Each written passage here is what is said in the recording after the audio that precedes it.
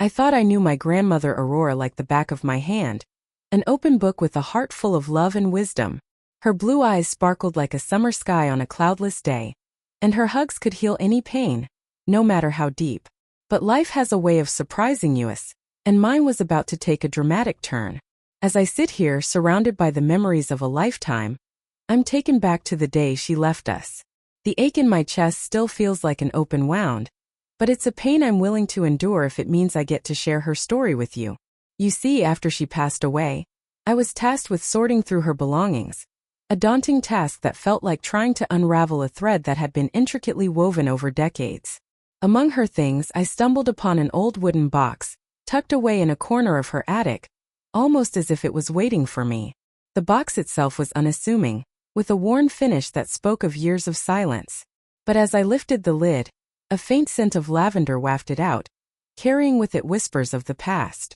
Inside, nestled between yellowed letters and faded photographs, lay a diary.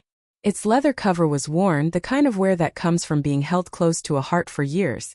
The pages, a soft yellow, seemed to glow in the dim light, beckoning me to open it. As I carefully turned the pages, a shiver ran down my spine. The handwriting was Aurora's, but the words, they were a revelation. A world I thought I knew was turned upside down. It was as if I had been living in black and white, and suddenly color burst forth in every direction. This diary is more than just a collection of words on paper. It's a gateway to a life I thought I knew, but evidently didn't. It's a story of love, of sacrifice, of choices made in the face of unimaginable hardship. It's about a forbidden love that spanned generations, a lost treasure that has been hidden in plain sight. Over the next few hours, I'm going to share with you the secrets that Aurora entrusted to her diary, secrets she kept hidden for so long. It's a journey that will take us through the turmoil of history, the resilience of the human spirit, and the enduring power of love. As I begin to read her words, I realize that some secrets are too profound to keep hidden, and I'm grateful that she left me this diary, not just as a legacy, but as a reminder that even in the darkest of times, there's always a choice to be made, always a chance to forge a different path. The story you're about to hear is one of hope and heartache, of dreams pursued and deferred. It's a story that I wish I had known when I was younger, but I'm grateful to have now. And I hope that as you listen, you'll find a piece of yourself within its pages, a reminder that you're not alone in this journey called life. So let's begin. Let's uncover the secrets that Aurora kept hidden for so long. Let's read her diary, and in doing so discover a piece of our own story. In the late 1930s, nestled in the heart of America, lay Willow Creek, a small rural town untouched by the rapid changes sweeping the nation. It was a place where time seemed to stand still, where the air was sweet with the scent of blooming wildflowers and the earthy smell of freshly turned soil. The townspeople lived simple lives, their days dictated by the sun and the seasons, their joys and sorrows deeply intertwined with the land. Aurora, a young woman with a sparkle in her eye and a heart full of dreams, lived on a modest farm on the outskirts of town.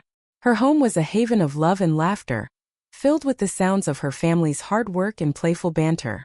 Her parents, steadfast and hard-working, tilled the soil with care, their hands worn but their spirits unbroken. Thomas, her older brother, spent hours poring over aviation manuals, his imagination soaring on the wings of planes yet to be built. Lily, her younger sister, saw poetry in every cloud, every breeze, and every ray of sunlight filtering through the curtains. Aurora's days were a gentle rhythm of chores, school, and quiet moments of escape. Mornings found her in the fields, helping her parents bring in the harvest. Afternoons were for books, her love for reading a passport to far-off lands and fantastical worlds. Under the starry night sky, she'd sit on the porch, her notebook filled with stories and poems, her imagination a boundless sea. Despite the simplicity and peace of her life, a subtle restlessness stirred within Aurora. It was a whisper of discontent, a yearning for something more than the familiar fields and town she loved. It was as if she sensed that life had more to offer, that there were chapters yet unwritten, pages waiting to be turned. The world around her seemed to move at a different pace, one that was almost glacial compared to the whirlwind of changes happening elsewhere. Yet, in the quiet moments when the wind rustled through the cornfields and the crickets sang their evening song, Aurora felt a deep connection to this land, to the people who tilled it, and to the stories that lay hidden beneath its surface. In this serene and idyllic setting, the seeds of future storms were quietly sown. The calm was not a stillness of absence but a quiet before the tempest, a moment of deceptive peace that would soon be shattered by the winds of change. And Aurora, with her dreams, her imagination, and her deep love for the world around her, stood at the threshold, ready to embark on a journey that would test her strength, her heart, and her very soul. As the summer of 1939 waned, the tranquility of Willow Creek began to fray at the edges. News of European tensions seeped into our small town, like the slow creep of autumn chill into a warm room. At first it was just whispers, rumors of a war brewing across the seas, of a madman's ambitions and a world's growing unease. My grandfather, Thomas, would gather around the radio with the other men, their faces aglow with excitement and worry, as they listened to the news broadcasts. He'd return home, eyes sparkling with a mix of adventure and concern, talking of the bravery of the soldiers and the uncertainty of the times. My parents, however, were more cautious. They'd speak in hushed tones, their faces lined with worry, as they discussed the war's potential impact on our farm, on our livelihood. The thought of war seemed distant, yet the unease it brought was palpable. I too felt it, a growing sense of disquiet that began to seep into my dreams. I'd always been a romantic at heart, with a love for books and a passion for writing. My diary was my confidant, my safe haven. But as the war drew closer, I found myself questioning the world's justice.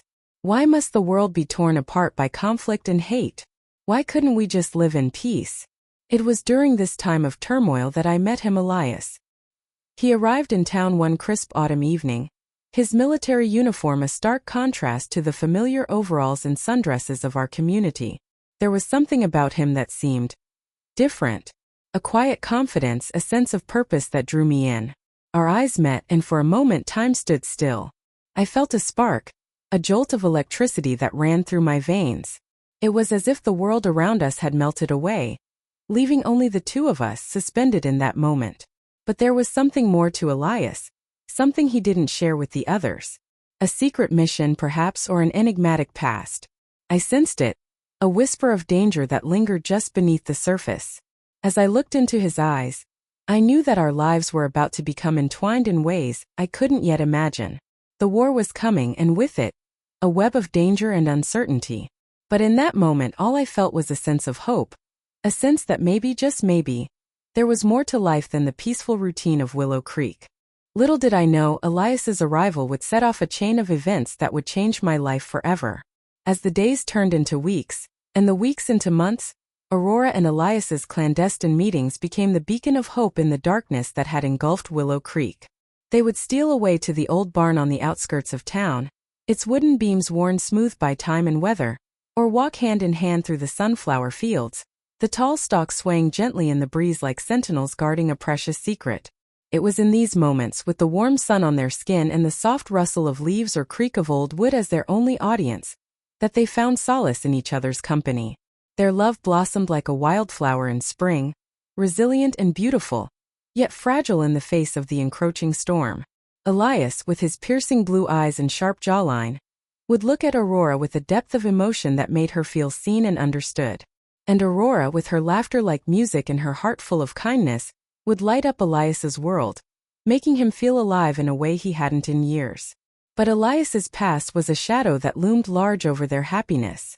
He had a secret, one he couldn't share with anyone, not even Aurora. He was a German scientist, a deserter from the very army that was beginning to tighten its grip on Europe, and he was in Willow Creek on a mission to find a powerful encryption device, an artifact that could change the course of the war. The artifact, Elias revealed to Aurora one fateful night, under the stars, was hidden in a place few would think to look. It was in an ancient labyrinth, hidden beneath the old church on the hill, a labyrinth left behind by his mentor, a clockmaker with a genius for secrets and a heart full of gold. The labyrinth, Elias explained, was a maze of narrow passages and hidden chambers, carved out of the earth centuries ago. As they made their way through the winding tunnels, the air thick with dust and the smell of age, Aurora felt a thrill of excitement mixed with fear. She had never been one for adventure, but with Elias by her side, she felt a sense of courage she never knew she possessed. The diary, her faithful confidant, recorded every detail of their journey, every fear and every hope. But they were not alone.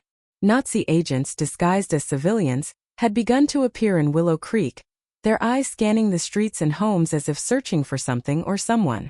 They would ask questions seemingly innocuous, but with an undercurrent of menace. Aurora felt the noose tightening, the danger escalating with each passing day. And yet, despite the risk, despite the fear that gnawed at her heart, Aurora found herself drawn deeper into Elias's mission. She became his partner, his friend, and his love. Together they navigated the treacherous landscape of Willow Creek, their footsteps quiet on the dusty paths, their hearts pounding with anticipation. The diary her secret keeper was filled with tales of their love, of their courage, and of their determination. It was a record of their journey, a testament to the power of love in the face of adversity. And as she wrote, Aurora knew that she would do everything in her power to protect Elias, to help him complete his mission, and to keep their love alive no matter the cost. As I read through Grandma Aurora's diary, the words transport me to a time of turmoil and love, of secrets and sacrifices. It's as if I'm walking alongside her, feeling the weight of her decisions and the depth of her emotions. The entry that brings me to tears is the one where she describes the moment she and Elias finally locate the secret chamber deep within the underground labyrinth. The air is thick with tension, the silence oppressive, as they work together to solve the final puzzles left by the clockmaker. Every creak of the ancient stone, every faint echo of their footsteps, seems to heighten the sense of urgency and danger. Their hands move in tandem, fingers brushing against each other as they navigate the intricate mechanisms. The smell of damp earth and old dust fills their nostrils, and the flickering light of their lantern casts eerie shadows on the walls. Aurora's heart races with anticipation, her mind focused on the artifact they've been searching for. And then suddenly they see it, a small ornate box made of a material that seems almost otherworldly. But their triumph is short-lived. The sound of footsteps, heavy and deliberate, echoes through the labyrinth, growing louder with each passing moment. Nazi agents, their faces twisted with malice, emerge from the shadows, guns drawn. Aurora and Elias exchange a glance, a world of fear and determination in that single moment. The air seems to vibrate with tension as they prepare to face their pursuers. The confrontation is chaotic, the sound of gunfire and shouting filling the labyrinth. Aurora's senses are on high alert, her heart pounding in her chest. She uses her knowledge of the labyrinth to evade the agents, dodging and weaving through the narrow passages. Elias fights bravely, but he's outnumbered, and Aurora knows she must act quickly to save him. In the heat of the battle, Elias is wounded, his body broken but his spirit unbroken. As Aurora rushes to his side, he looks up at her with a gaze that pierces her very soul. "Take it," he whispers, his voice barely audible over the din of the fight. "Take the artifact and get out of here. I'll hold them off." Aurora's eyes fill with tears as she realizes what he's saying. He's going to sacrifice himself to save her, to save the artifact. The pain and the grief well up inside her, threatening to overwhelm her. But she knows she can't afford to give in to her emotions. She must be strong for Elias's sake, for the sake of their mission. With a heavy heart, she takes the artifact, feeling its weight in her hands like a promise, a responsibility. She turns to flee, but not before Elias's eyes lock onto hers, a message of love and courage conveyed in that final glance. As she runs through the dark passages, the artifact clutched tightly in her hands, Aurora feels the weight of Elias's sacrifice settling upon her. The sound of gunfire grows fainter, replaced by the sound of her own heartbeat, pounding in her ears.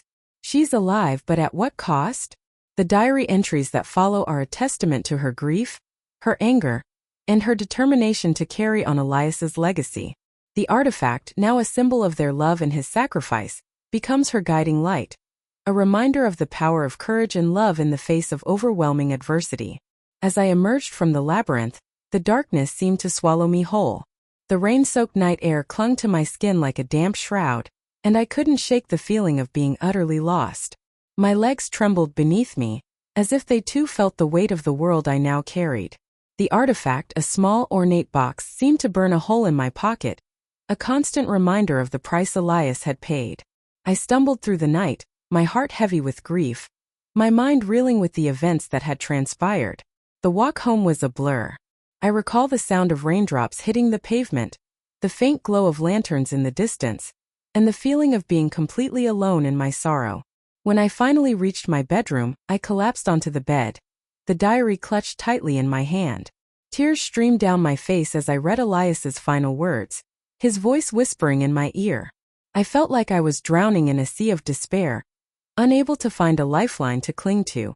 In the days that followed, I went through the motions pretending that everything was normal. My parents and siblings noticed my change, but I couldn't bring myself to share the truth. How could I explain the depth of my pain, the weight of the secret I now carried? I felt like I was living a lie, trapped in a world that didn't understand me. The diary became my sole confidant, a place where I could express the unbearable loss and the promise I had made to Elias. As I pored over the diary, I began to understand the magnitude of Elias's sacrifice. He had given his life to save me, to give me a chance to fulfill his mission. The artifact, it seemed, was more than just a simple relic. It held the key to changing the course of the war. I felt a sense of determination rising within me, a resolve to honor Elias's memory and fulfill his legacy. I started to study the artifact, poring over Elias's notes and researching in the local library. The words of his diary became my guiding light, pushing me forward even when the darkness seemed insurmountable. I knew I had a long and difficult road ahead of me, but I was determined to see it through. For Elias, for myself, and for the future, I had to keep moving forward. The artifact, once a symbol of loss, had become a beacon of hope, illuminating a path that I was determined to follow. As I reflect on my grandmother Aurora's story, I realize that her journey was one of transformation, from a grieving young woman to a resourceful and capable individual driven by a secret mission. After leaving Willow Creek, Aurora settled in a larger city, seeking anonymity amidst the bustling streets. She found a modest apartment in a quiet neighborhood, with a small garden where she could escape the confines of her daily routine. The sounds of the city, the hum of trams, the chatter of pedestrians, and the wail of sirens in the distance, became her constant companion. Aurora threw herself into her research, determined to understand the artifact Elias had given her. She spent hours in libraries poring over books on cryptography, coding, and military strategy. She visited archives, seeking any information that might shed light on the artifact's origins and purpose.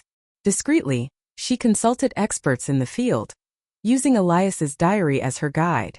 Her days became a blur of notes, sketches, and cryptic messages, as she sought to unravel the secrets of the artifact. As she worked, Aurora discovered that the artifact was more than a simple encryption device. It was a powerful tool for intelligence, capable of deciphering enemy codes and predicting strategic movements. She spent countless hours studying the device, learning to navigate its complexities, and experimenting with its capabilities. Her small apartment became a workshop, with papers, wires, and circuit boards scattered across the table. Aurora's transformation was not just intellectual, it was also emotional. She developed skills in observation, discretion, and counterintelligence, becoming a self-taught agent driven by necessity and her promise to Elias. I recall her telling me about the time she deciphered a coded message from a suspicious individual, using her newfound knowledge to uncover a Nazi spy in the city.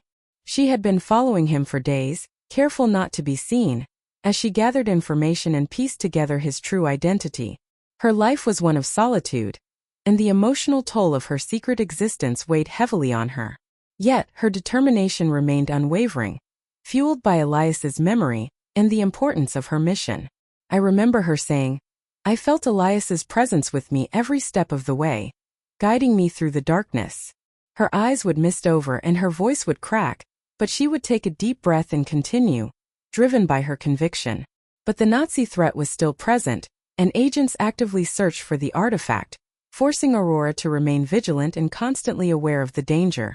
One evening, as she walked home from a library, she noticed a suspicious individual lingering on the corner, eyeing her with an intensity that made her skin crawl.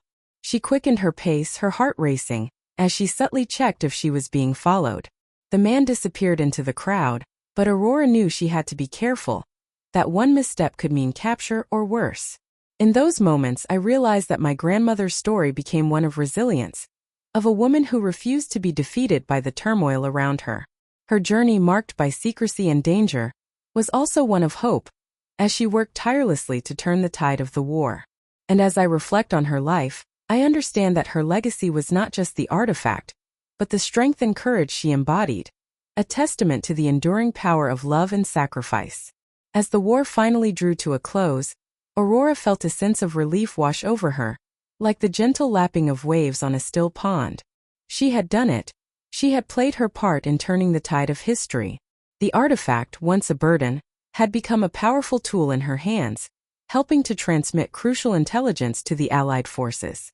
She remembered the countless nights spent in her secret office, fingers flying across the cryptic keyboard, sending messages that would frustrate enemy plans and contribute to strategic victories.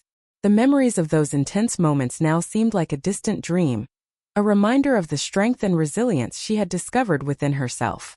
With the war's end, Aurora felt a sense of quiet satisfaction, knowing that her mission had been fulfilled. It was time for a new beginning. She chose to return to Willow Creek, the place where her journey had first intersected with Elias. The rolling hills and familiar streets seemed to welcome her back with open arms. Aurora settled into a cozy little house on the outskirts of town, surrounded by a garden that bloomed with vibrant colors, a reflection of her own renewed spirit. As she looked back, the artifact, now a cherished symbol of Elias in her past, was carefully stored in a beautiful music box. Its melodies would transport her back to a time of love, loss, and sacrifice, but also to a time of hope and resilience. The music box became a reminder that her past was a part of her, but it no longer defined her present struggles. Years passed and Aurora became the wise, loving grandmother the narrator knew.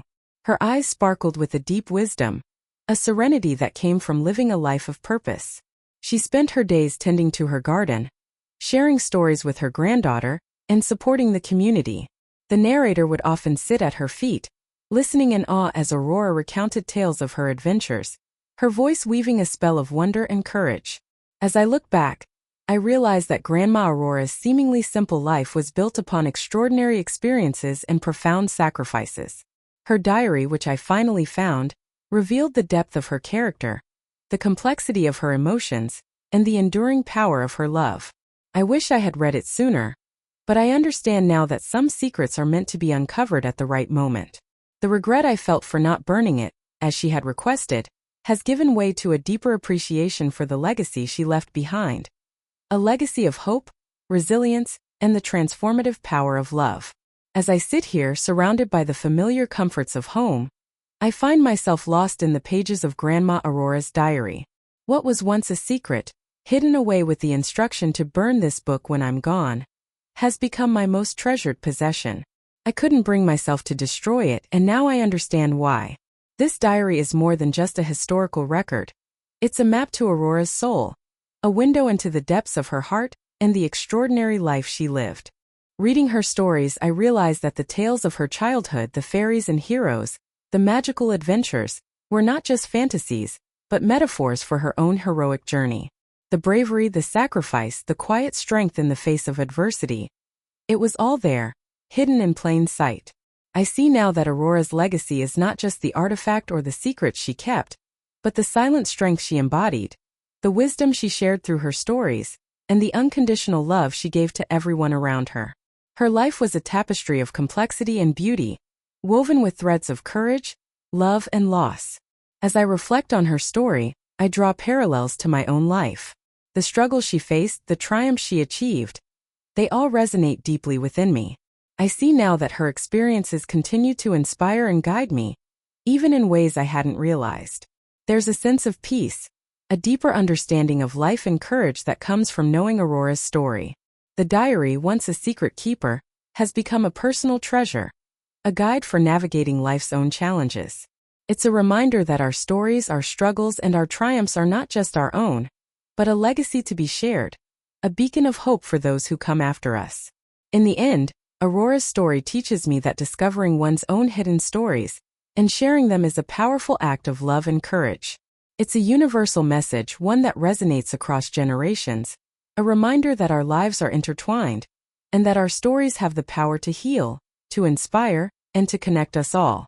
As I close this diary, now a part of me, I feel a sense of closure, a profound understanding of the woman who was my grandmother, and a deep gratitude for the legacy she left behind. As I sit here surrounded by the memories of Grandma Aurora's life, I'm reminded of the power of love and sacrifice.